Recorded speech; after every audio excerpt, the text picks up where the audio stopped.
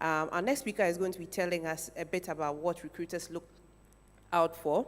His name is Kweku Edem Damanka. I hope I pronounced your name right. Put your hands together for him as he comes. He is the Group Head of Talent and Corporate Affairs at BTL Africa. Let me tell you a little bit about Edem.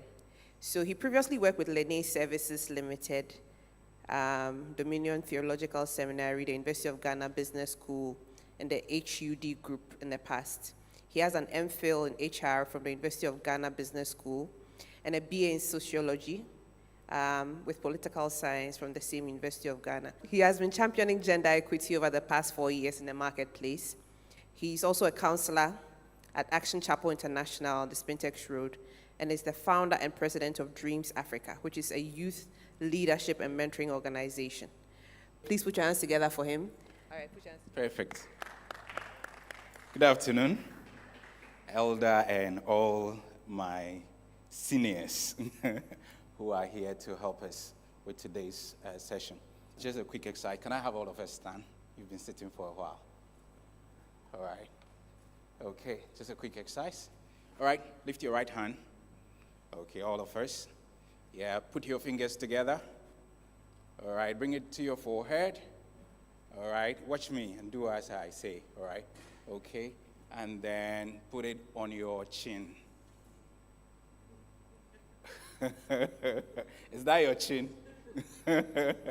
All right, so the instruction was do as I say. But obviously you were all looking at me. So you were doing what I was doing instead of doing what I was telling you to do. Yes, so it's important for us to focus and listen. But that's just to tell us about communication. And as leaders or people who are aspiring to do very well, we should make sure that we have that synergy in terms of things we do. You don't want to put up one attitude and then be communicating another thing when you are searching for a job. As a recruiter has less than 5 seconds to look at your CV, because we receive hundreds of CVs every single day. So when I receive your CV, I'm not going to sit down and spend an hour studying your CV. So it's your first point of engagement with the recruiter or the employer. How serious are you? How should I take you serious? So the value proposition, when I look at it, the first thing I look at the top there. What are you communicating to me? It's very important. Today we're looking at what recruiters look out for in the job market. So basically a job market is where there's a supply and demand of talent. So in HR, on my place, we call our employees talents, because that's what you are. You have certain expertise that you're bringing to the place. So the job market is where employers are looking out for potential candidates who they can employ, and candidates are looking for the businesses that they have to work for. I tell people most of the time, interview basically is a conversation for assessment. And the conversation is between the employer and you. You, the one seeking for the job, you're assessing the employer to see if this is where I want to work. Is it even a place I desire to work? And then the employer is asking, are you someone who is fit to our space to work for us? So don't go for interviews thinking that it's one way. It's never one way. It's two ways. At times you go through the interview, you do everything, and you realize, no, this is not a company for me. Because your values don't sync, your interests do not sync, the culture fit doesn't work. All right, so always have that at the back of your mind. So yes, this becomes the marketplace where we are all looking out for the talent. So you are looking for a job, we are also looking for you, so that's a marketplace. The dynamics are many. What is happening right now? It depends on the availability of jobs. It depends on the qualification of the people in the job place that we're looking out for, the skills, the wage gaps, or what wages and the economic condition presently in the country actually influences whether there are jobs opportunities or there are not job opportunities, and where you can get a job, where you cannot get a job. So there are two channels by which we look for jobs right now. There was the traditional way where, there's a job advertisement, there's recruitment agencies, job fairs, and then we all go for interviews and all of that. Now, with internet and the internet and technology, we can access such opportunities even on the internet. Now, why is the conversation we're having important? It's important because you need to know what's happening in the marketplace, so you can better prepare yourself and position yourself to get the job that you are looking out for. In the same way, it's relevant to employers as well, because we need to know what is going on with the talent that we are looking out for. Interesting conversation going on, and probably later on we can have a conversation around it about the Gen X, Gen Zs, and then the Alpha generation. totally different expectations when it comes to the employees or the talent we are looking out for. What they are looking out for is totally different from what our fathers were looking out for. You know, our fathers were hard workers, very respectful. They think about job security. They were loyal to places they work. They could work there for 10 years, 15 years. They are still there. This generation, lie, 2 years, 3 years, is jumping onto the next job. Differences, and we can talk about that later on. But yes, it's important for us to understand this. These are some of the challenges in the jobs place presently in Ghana. High unemployment rate, high level of informal work, right? Lack of skilled laborers. So we hear people say, there are no jobs in Ghana, really. And when you talk to employers and recruiters, they will tell you there are no skilled talents in the jobs place. I said, but we've gone to school, we've gone degrees, first class, second class, and there are no jobs there. Well, employers primarily don't recruit people or employ people simply because they've earned a degree. Or you've gone to school, you have first class or diploma. No. We're actually employing you for the skills you have acquired. We'll touch a little bit on that briefly. So lack of access to credits because those who want to be entrepreneurs, they want to go to the bank, get some loans, do their own thing. But yeah, it's limited presently, right? Poor infrastructure, the high cost of living. We all living in it right now. People want to leave Ghana because they say the jobs are not here. There's high cost of living, right? So what do employers want? The first thing employers want is technical skills. We're talking about technical know-how. There are specific jobs that require technical know-how. If you don't have it, you don't have it. When you go to do accounting, they teach you about accounting principles, right? They teach you about technical skills in accounting. If I'm not an accountant, I can do something, but I can't do it as well as an accountant because these are technical specific jobs. I hope you're with me. We've heard in the past people say, I'm a people person, so I can do HR. It's not true. That is administrative HR. In the past, we can talk about that. But HR requires technical skills.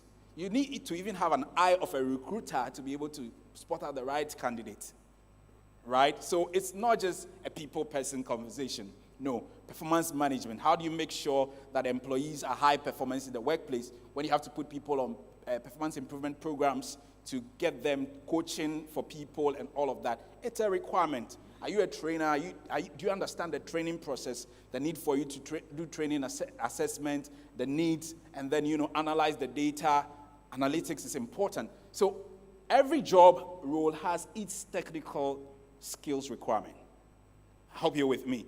So you don't go to the job place just looking for jobs. So we see people send in their CVs for jobs, and they have no qualification, no background, no experience, no knowledge in what they are applying for. But just because the role has been advertised, they throw in their CV. So we say we want to recruit a procurement person. I'm looking for a job, so I throw my CV in there. The chances of you being picked is even nil. Because all that you have is not related to the job in any way. It's a technical requirement. So first and foremost, you want to make sure you have the technical requirement. Yes, obviously, that's where school helps. So you go and do the education. But beyond the education, get a job. So people say some of the times that, okay, I see job roles and they're asking for 1 year experience, 2 years experience, 3 years experience. Where do these people want us to have their experience from when they don't want to employ us? And I laugh at it because really what you are failing to understand is that what they are asking for in that particular statement of a year, 2 years, 3 years, it's not just about the years. They're talking about your capacity, the know-how, the practical knowledge that you have, and application. Now, how many years do you do in the university presently? 4 years. Good, thank you. Now, how many times do you go on vacations?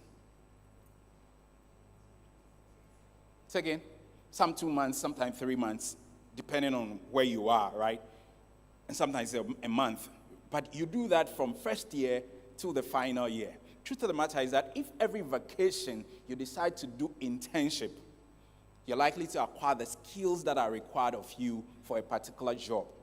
If you were a finance person and you started learning finance in school, be it polytechnic, be it the university, wherever you're doing a professional program, and you decide, okay, Barclays, this year, as we vacated, I want to do internship, and it's 2 months, 3 months.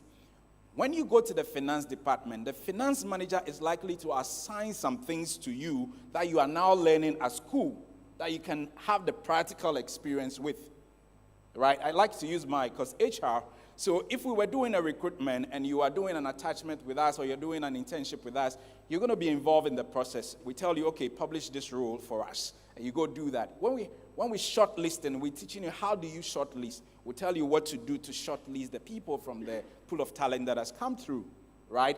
We may give you opportunity to schedule the interviews, call the people. What are you doing? You are learning the job, how to do it. I hope you're with me. So you don't come out of school not knowing how to do it. If we're doing training, we're administering the pre-training assessment, we will show you how to do it, you learn it. Now you go back to school, even your knowledge is richer, because now when your teacher is teaching or your lecturer is, you can speak to it because you have an experience with what we're talking about. And that's why master's program, most of the time, they'll ask for industry experience, because then they want you to make a contribution to the class itself. It's more effective that way. Are you with me? Now, so if you did that the first 2 months or first month, and then you go back to school, there's another vacation. You've done about 2-3 months, there's another vacation. By the time you are out of school, I can bet you can have 1 year experience. How many of you know that? Yeah, because if you put the months together, you might have add up to 1 year. Now you go to do national service, and you have to be intentional about choosing your national service. Some of you just wait for you to be posted anywhere, right? But you can network. You can actually start that conversation. If you were doing internship, you can even talk to your boss that, oh, when I finish, I would want to come and do my national service here because I've learned so much and I want to continue in that same cycle. Now, what happens is that if you do your national service, usually how many years? 1 year, obviously, By the time you're done with that and what you did whilst you were in school, how many years of experience do you have? 2 years experience. So when you say that when they're asking for 2 years experience or year experience, where do they want us to have it? We want you to go and have it in the industry. I hope you're with me. And those who are serious usually do this by the time they're coming out. So if I had an interview with 2 graduates and one has done all of these things, when I'm talking to them, I can see the difference. Because one is speaking with practical knowledge and wisdom and has made decisions. He understands the challenges of the corporate world. Because corporate world is not the same as how it is that you go for lecture. Charlie, lecture is in 30 minutes. Charlie, you jump out of bed, you put your shirt on, and you're running into the lecture hall. It's not the same thing. Expectations are different, right? So technical skills is important, and you learn it on the job, and you practice it on the job. So please do internships. Are we together? Are we good? Sorry, if you've already completed school, there's still opportunity for you. That's something we call volunteering. He talked about mentorship. Your mentor has a project. He said, can I volunteer? Can I be on this project? Because I can learn some things on the job. I hope you're with me. So that's how you make sure that you're making up for the technical skill. Then soft skills, very important. Again, when we're having this, when you were organizing this program, which is the conference we're having right now, the summit or workshop, however you want to call it, the question I want to ask you is, how many of you were involved in planning? How many of you were involved in publicity? How many of you were involved in ideation, strategizing? These are skills, problem solving, communication. These are skills that you can earn whilst you're supporting projects like this. Because that's one of the things that employers look out for. Because then you develop your confidence, you develop your communication skills, you develop your problem-solving skills, you develop your critical thinking skills, which Elder talked about, so I'm not going to go into all of that. But yes, you need to develop it, right? Some of you are so good, I can bet if I give you a job, you do well. The only problem is that you cannot communicate your worth and what you can do. So I give you the opportunity for an interview, and you fail. And actually, sometimes when you're done, people are like, I beg you, just give me a chance. You can only have that chance if you communicated very well with me. Sometimes, yes, out of the lot, somehow, grace favor, we talk in church, so finds you, and then, you get opportunity to prove yourself. But if you don't, this is what helps you, your ability to communicate effectively. There are some also who don't know how to do anything, but they can talk to you. They are salespeople, good people. And actually, sometimes you take them because of the confidence they've shown, but with time, they have to prove themselves by learning to do the things that they say they can do, right? So technical skills, that's another thing we look out for. Then culture fit. Culture fit is important. So we don't just recruit because you're applying for a job. We want to know if you are the fit for the job. And when we talk about fit, what are your values? What are your interests? Are they aligned with what the business wants to do, our vision, our values, our missions, what we stand for, right? Is this the same thing you stand for? So we're talking about culture fit, right? That's very important. Sometimes you see on job ads, they say, this is a fast-paced environment. And usually you go in for interviews and interviewing people. So, oh, yeah, I can work under pressure. See, it's not just a company trying to tell you. That is what the organization is about. That's what happens. Work is fast-paced. The speed in the system. The project they work on sometimes is back to back to back to back to back to back. So they need people who can withstand that kind of pressure of work. And say, oh, yeah, I can do it. And then they get in and they say, hey, this place, there's pressure. Oh. But you were told. But because you want job, you say anything, anywhere, just to get in there. But there are some environments that are also very slow-paced.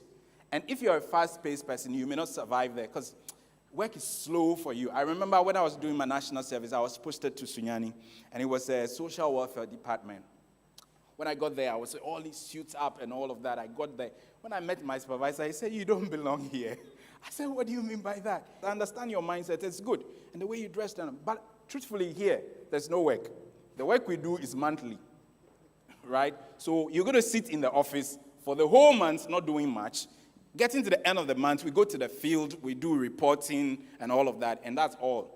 Within the month, we do 1, 2, 3 works, but that's all. Somebody will say, hey, but that's an opportunity for you to do other things. Well, integrity is important as well. So what do? He actually organized for me. There was a private company that they were working for. They do this microcredit and all of that. They audit their work as well.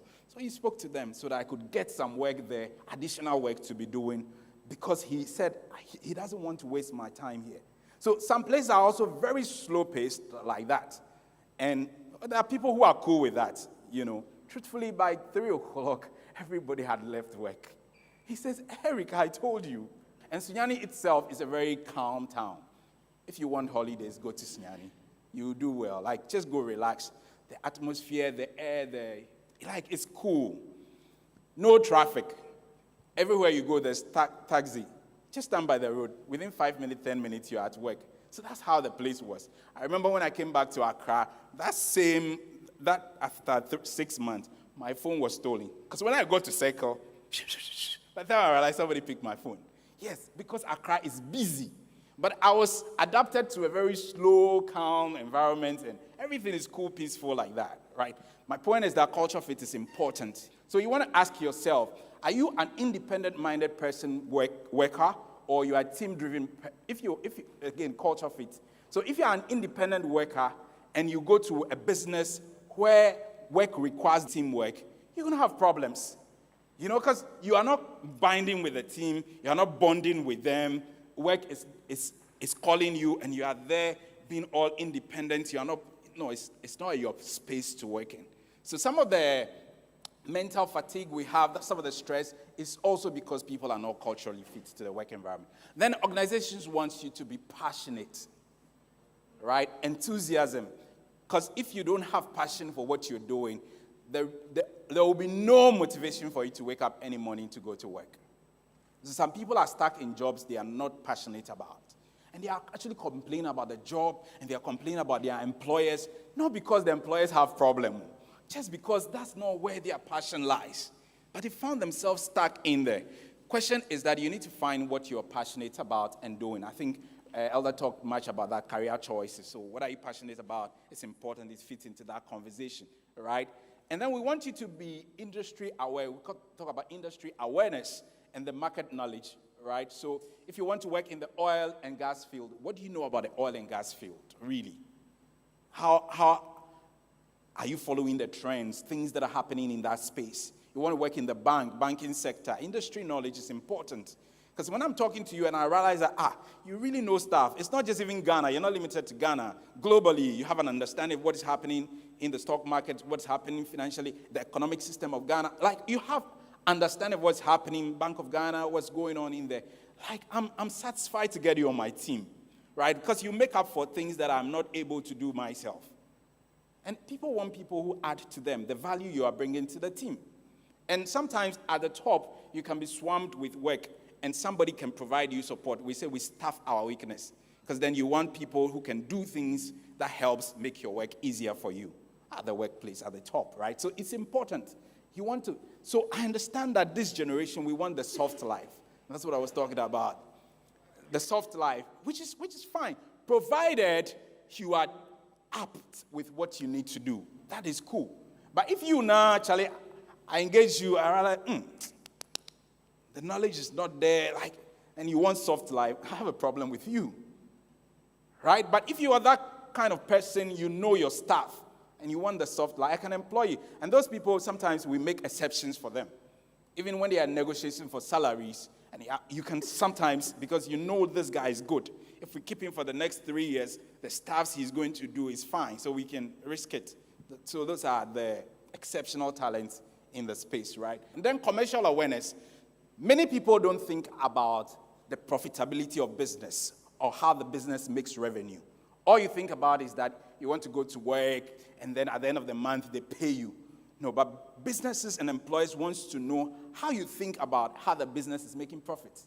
Because when you understand how business makes profits, the attitude with which you do your work changes. You don't cause so much waste in the system.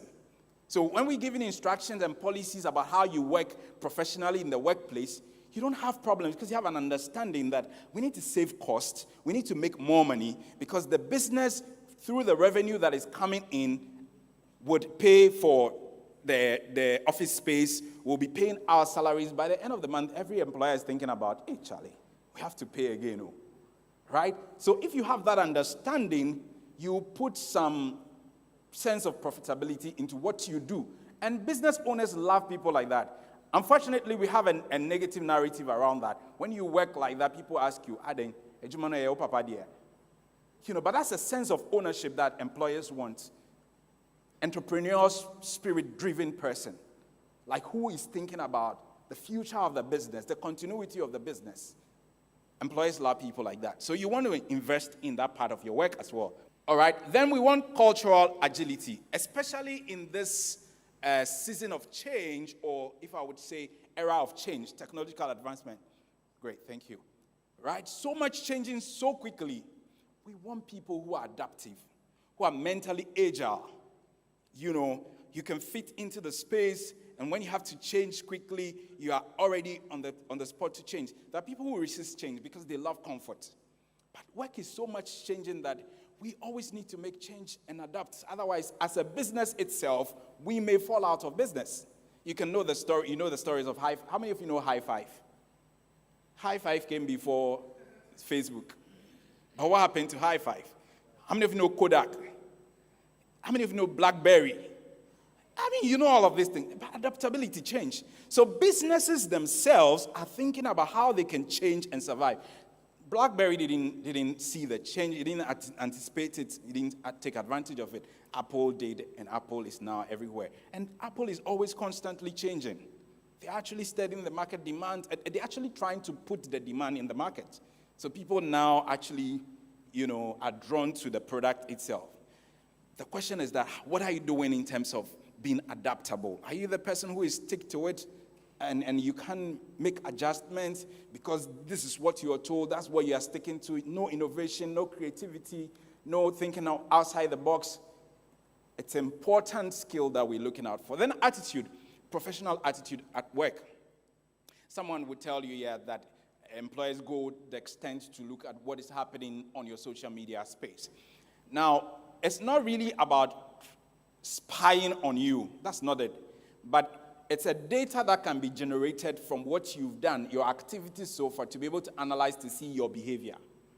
HR, one of the things we do is behavioral observance, right? So by that, if the person is good in data analytics and all of that, they can pick up, insights to guide them about what kind of person you are, right? So it's important. Yes, always there is that deviation in the people are putting things on social media which is not reflective of them as well.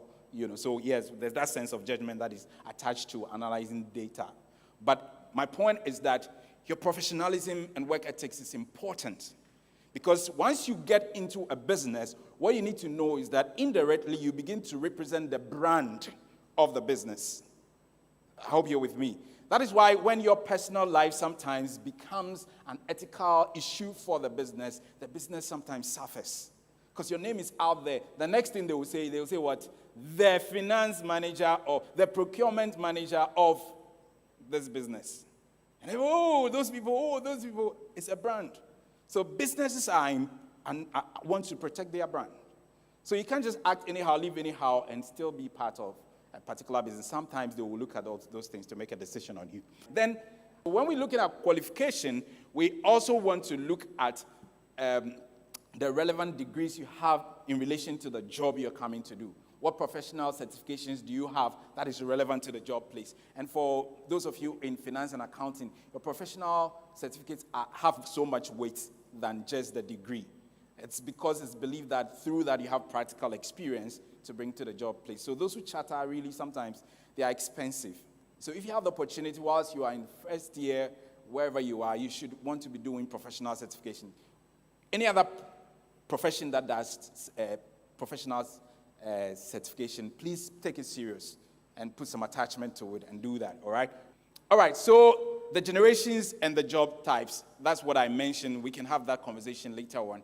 But what are Gen Zs looking out for? What are the Gen X looking out for? There's a uniqueness in all of these things. And when you go into the workplace, you want to be able to understand. Because otherwise, those of you, Gen Z, millennials, and all of those things, if you don't understand the older generation who we're going to meet at the workplace, you have problems always. Because then you are so disrespectful. You may not have the opportunity to be promoted. Because you think everything is fine. Oh, Alex, yeah, it's fine. The workplace, that's what we expect. But cultural sensitivity. Ghana is not the same as America. We want to standardize things, obviously. But some people have not come to terms with it yet. So what do you need to do as a young man who aspires to climb the corporate ladder? You need to be wise, right? You need to be shrewd in your ways. You can't just say, if they don't, I also don't care. No. Because then you are going to lose opportunity. That man there, he thinks so much about his respect. If you want to call me, address me well. Brother, senior, elder, mister. And you said, oh, it's a new generation. So, Linda, when I was born, where were you? So it's important for you to understand these dynamics so you can grow quickly. Because then if you respect that person, you treat him with the wealth of knowledge he has. 15 years working in this industry, and even in this job, and you are just coming in. There's something he knows that you don't know. Obviously. Right? And what does he hurt if you can humble yourself, make some adjustments in terms of lifestyle and values and all of those things, and just learn? Ethics of learning is important. But we're saying that, yes, this is also for most of us employers as well, because then we need to study the trend and see how it's going to be. Because, yes, there are people who are not staying so long with us. What do they really want? We need to have that conversation of what they want and how can we make adjustments in the workplace to make room for them as well so that they can contribute value to the workplace itself. So these are conversations that are ongoing. But, yes, I hope that I've touched on most of the relevant things that you need to take into consideration when applying for a job. We can talk about your CV and how to restructure it. But at best, make sure when you are structuring your CV, you put at the top the value proposition. It's a summary of your skill sets, what you are bringing to the job. We'll talk about the elevator pitch, more or less. If you met somebody you would love to work for in an elevator, and you have about just 5 seconds, what are you going to tell the person? That's very important, right? I came and I met Sylvia. Sylvia was back there when I came, and then she offered me water. It was a water she was drinking. She said, I can give it to you. And then we exchanged, and later on she was like, when you were speaking, I realized from your voice that you are somebody who may be a big man. I say, that's why you want to talk to me now. But I didn't say that. But I was happy about the approach. So she was like, when I meet people, I want to tell them about what I do. Because then if there was opportunity, I'm sure they can offer. I love that. Because then she was pitching. And that's important. How many of us meet people and we don't have opportunity to pitch to them? Let them know what we are good at. Right? Joseph understood that in the Bible. When he was in prison, he was interpreting dreams. And when the guys were going, he said, remember me when you go up there. And when they got up there, they made recommendation for him. That is pitching. Learn to pitch. Thank you.